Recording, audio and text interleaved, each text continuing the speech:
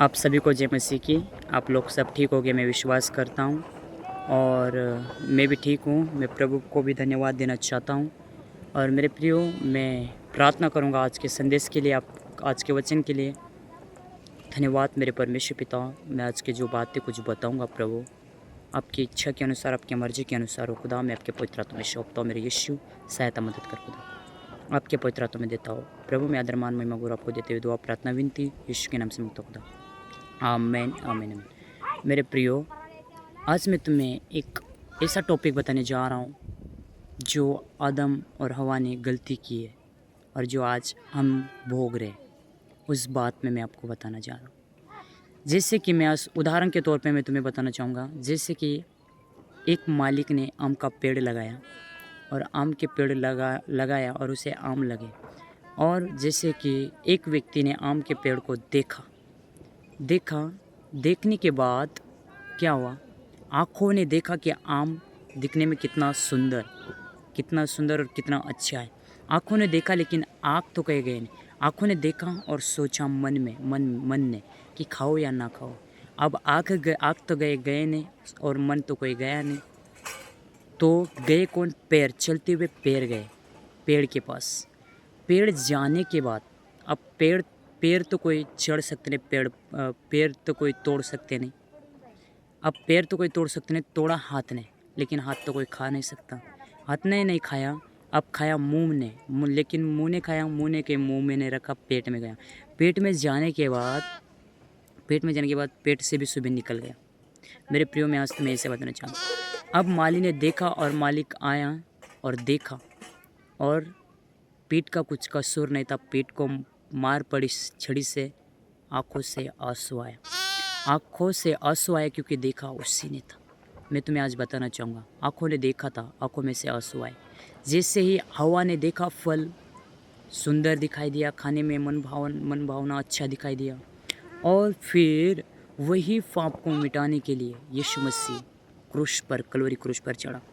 अब हाथ तो कांटों का ताज रखा सिर में और एक आँखों में कांटे का ताज काटा गया इन आँखों में, क्योंकि इन आँखों ने देखा था उस फल को।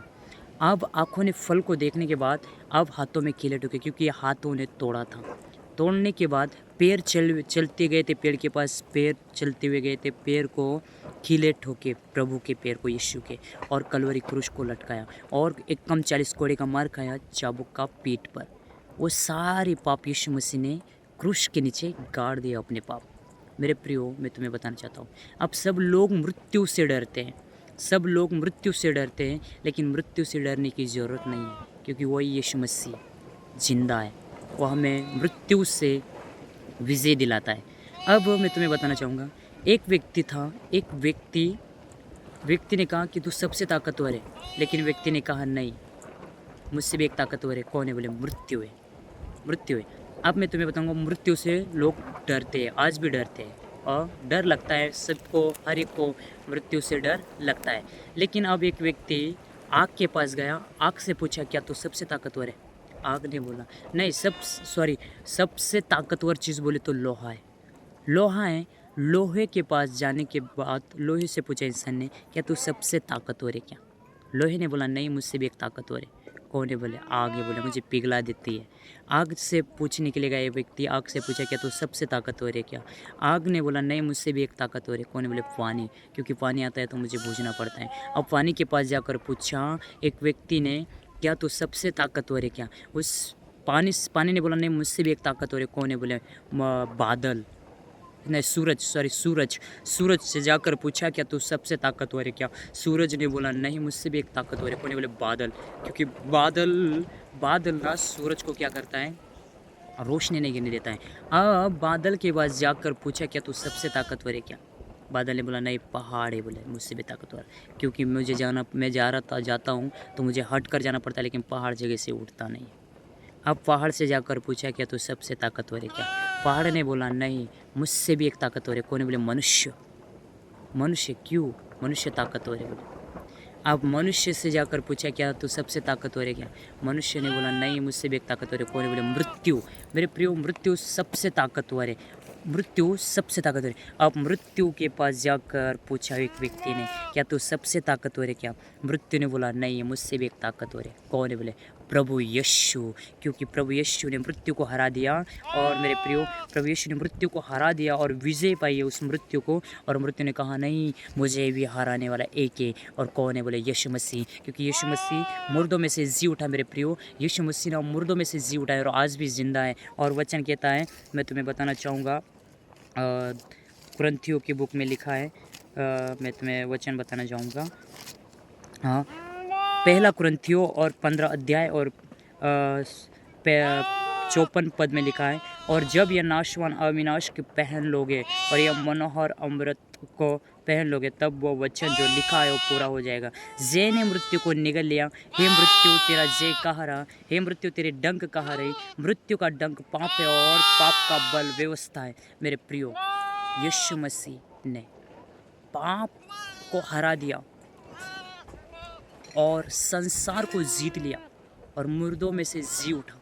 आज भी यीशु मसीह जिंदा है और उस मृत्यु को हरा दिया और हमें भी अधिकार दिया है, तुम भी मृत्यु पर अधिकार पाओ। वचन कहता है, मैंने तुम्हें सांप और बिच्छू को रोकने का अधिकार दिया है। मेरे प्रियो, यदि हमें मृत्यु से डर लगता है ना, तो आज ही घोषणा करो, प्रभु तूने मृत्यु पर विजय पाई है, हम भी विजय पाने जा रहे हैं यीशु मसीह के सामर्थ्य नाम में। और मेरे प्रियो, सच में आप मृत्यु पर विजय पाओगे, मृत्यु पर विजय पाओगे, क्योंकि वो जीवित परमेश्वर है। ओ मृत्यु में से जी उठा है और आज भी जिंदा है, और सच में तुम मृत्यु में से विजय पाओगे मेरे प्रियो। आप विश्वास रखो, क्योंकि प्रभु ने मृत्यु को हरा दिया है और वही जिंदा खुदा आज अपने साथ है। और वचन ये भी कहता है, यदि कोई व्यक्ति मुझ पर विश्वास करे और ये मर भी जाए तो भी जी उठेगा, क्योंकि मृत्यु को भी उसकी आज्ञा मानना पड़ता है। क्योंकि लाजर मर चुका था और लाजर कब्र में रखा गया था, और लाजर को कहा, हे लाजर तू उठकर बाहर आ, और लाजर उठकर बाहर आया, क्योंकि मृत्यु को भी उसकी आज्ञा मानना पड़ा मेरे प्रियो।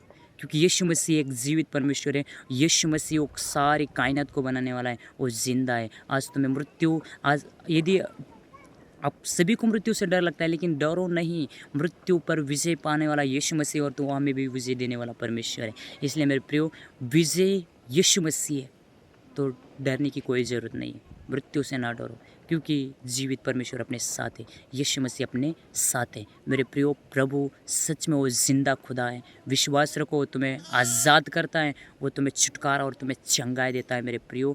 और वो मृत्यु में से भी तुम्हें आज़ाद करता है, जैसे लाजर को जिलाया और येरियो की बेटी को जिलाया।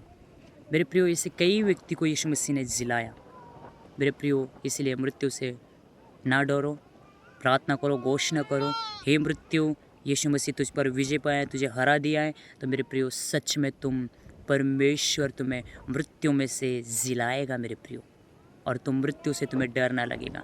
दाऊद राजा कहता है, चाहे मैं घोर अंधकार में होकर चलो तो भी हानि से ना डरो, क्योंकि यहोवा मेरे संग रहता है और मुझे कई चीज़ों की घटी कमी ना होगी। दाऊद राजा कहता है ना, मैं चाहे घोर अंधकार के होकर तराई में होकर चलो तो भी हानि से ना डरो, तराई में होकर चलो, क्योंकि यहोवा मेरे साथ रहता है, क्योंकि यीशु जिंदा है और वो अपने साथ रहने वाला परमेश्वर है। मेरे प्रियो, आज के लिए इतना ही काफ़ी है। प्रभु आप सभी को इस वचनों के द्वारा आशीष करे।